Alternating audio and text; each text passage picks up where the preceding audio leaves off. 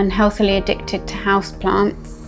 I think ultimately it's potentially maybe helping somebody uncover their confidence and believe in their skills and ability. So imagine you were Oprah Winfrey. No. Yeah. You are who you are at that moment in time when you graduate. You're not necessarily that person for the next 50 years onwards. Really, and I think you actually start to uncover what you love and what you don't love. I don't know. I don't see donuts as dessert.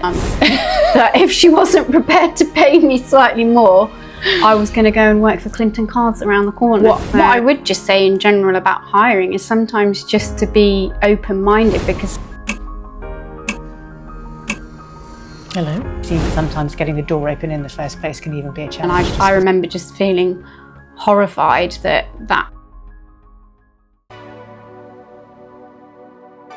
well, obviously apart from seeing family and friends, I've the last few years become probably unhealthily addicted to houseplants. Interesting. And keeping them alive mostly. And also photography. I love my photography. Wonderful. Which obviously I'm not great at the moment, but that is my sort of little mission on the side, to get better at photography.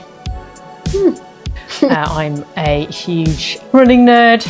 Started off a few years ago now, not that long ago, maybe 5 years I think, couch to 5k, and it didn't take long before I was hooked, and someone nudged me along to take a place in the London Marathon. That got delayed a couple of times because of COVID. Here I find myself in 2024 training for an ultramarathon, so a lot of trail running, a lot of hills. Really, I think it must be my getting older, but love being out in nature.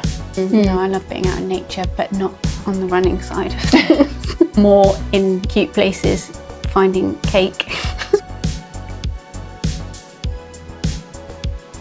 I think probably in this day and age, something to do with climate change. I think when I look at all of the issues that there are and the damage that seems to be done, I think if I could try and find a way to make something better, it would probably be a way to help save our planet. I don't know in what area, whether it be educating people, but maybe, I don't know, creating something that would help turn the tide on that one, I reckon. There's lots of things, but I think ultimately it's potentially maybe helping somebody uncover their confidence and believe in their skills and ability and find them an awesome job where they actually thrive and flourish and just feel good about what they're doing. So yeah, it's, sometimes I speak to people and they've perhaps lost their confidence along the way, maybe the job search hasn't been going their way, or they've been in a job that's sort of unfortunately not brought out the best in them. So that for me makes it really worthwhile. Do you know what? This is quite a newly formed thought, but okay. I was finishing off listening to a really good book the other day, and it was talking about kind of the age-old question that you ask children, which is, what do you want to be when you grow up? Yeah. And there was a conversation point in it, and I actually think there was a quote from Michelle Obama saying that it was one of the silliest things that you could do is ask a child what they want to be when they grow up, because it almost implies that once you grow up, it's a point that you reach and it stops, whereas actually it should be, what do you want to do? And it's more of a journey of the things that you can do when you get older. So I think my thing that I would share would be along those lines, because I think it quite resonates, which is that don't overthink it. I think that your career is a journey. You'll find a way wherever that's supposed to be, maybe. Yeah, but you don't, what you start out doing might not be what you end up doing. And I think who knows where you may go and where you may grow and where that may take you. And I think for me, it's like be open-minded. Also, maybe don't feel the pressure of what other people want you to do and what expectations there might be of you, and just kind of, go with the flow to a degree. I guess, it might be nice to have a plan, but ultimately I think, you are who you are at that moment in time when you graduate. You're not necessarily that person for the next 50 years onwards. And I think you should, as you grow and change as a human, doesn't matter if your job does as well. Yeah, no, I like that. To try as many things once you graduate as possible. You know, just get as much work experience within different types of roles, because that's how you really potentially start to uncover what you love and what you don't love. And until you have that exposure, you're kind of a bit like, oh, you know. So I think that would be it. Just go out there and just keep gaining experience within different roles, different departments, different types of companies. Obviously, it's easier said than done sometimes, but yeah, I think uncovering and discovering different routes is the only way you'll start to learn what you really love, and definitely what you don't love. So. Do you know, I'm so boring. I know what you're going to say anyway. I know you know what I'm going to say, and you're probably going to say the same, but especially since becoming a vegetarian, I think my choices are a little bit more limited, but I'm a sucker for a pizza, so I'd probably have that. Yeah, but you have to choose what topping. I don't know, Domino's veggie volcano. What's wrong with that? Who doesn't like a bit of jalapeno? Yeah, no, okay, not for me. But no, I like that. What about pudding though? No, I don't like that, but I love a pizza, so it's probably our Italian heritage somehow coming through on that one. The fact that we both love pizzas. No, pudding. I don't know. Yeah. See, but then it would be specific. It would be Planet Donut. I love a good donut. I don't see donuts as desserts. Well, that's a whole nother question, isn't it? Yeah. We're going to have the Jaffa cake, is it a biscuit discussion. No, but for me, it's like sticky toffee pudding, well, not a donut. Well, you said sticky toffee pudding. I'd say donuts are more of a starter. Just a snack. Okay. So sticky toffee pudding and for mains? Margherita pizza. Oh, that's just boring then, isn't it? It's not, I would call it a classic. Okay. All right. Sometimes simple is good. So, yeah, I'm happy with that choice. Good, with a bit of a salad. Good. To counteract the carbs. Well, I think this is a dangerous one, because this is probably whereby we risk having our parents arrested for exploiting us as child labour. Because obviously our first jobs are always in family business, and I remember probably from about the age of 9. Oh God. Yeah, see, this is the danger zone. Yeah, probably from about the age of 9, working in, helping out in, our parents had gift shops and a restaurant, and we used to help out in the shop on a Saturday, and it was always like packing cards or things like that into envelopes. But I think from all paper bags. Yeah, little, you know, put in the card. That's what you can do when you're 9 years old.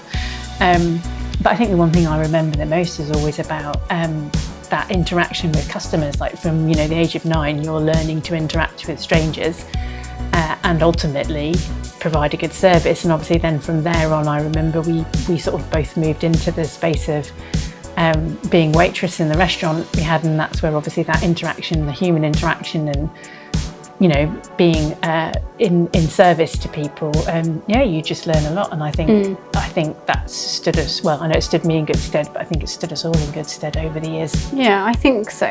Potentially that, and also teamwork, just learning to work with other people and, you know, all mucking in to get the job done. And also a very key one for me was salary negotiation at a young age. I do remember having that conversation with Mum that if she wasn't prepared to pay me slightly more, I was going to go and work for Clinton Cards around the corner. So it was a tough conversation. Thankfully we worked it through because she was my mum. But yeah, that was my first taste of... I thought you were going to say agreeing who was on dishwasher, pot wash duty. Oh no, we all had to start in that role. So. No, good.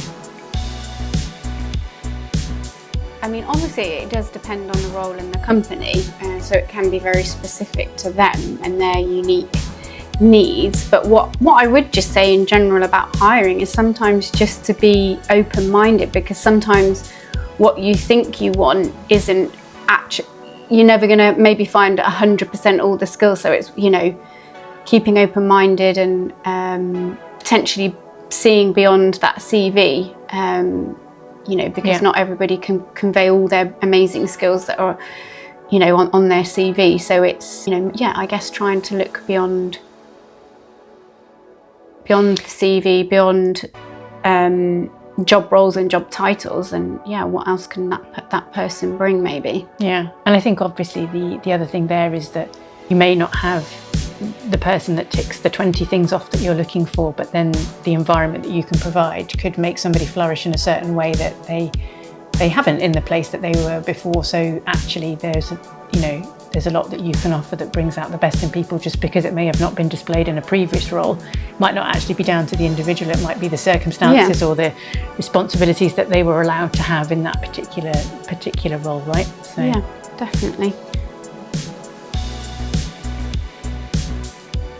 I think obviously there's a learning for me, but I also think that sort of an ecosystem of behaviours exists that is potentially, created by all the parties that are involved in a recruitment process. And I guess what I mean by that is I see sort of certain things clearly exist and behaviours exist and ways of working exist that I don't think sort of create the best outcome for everybody involved.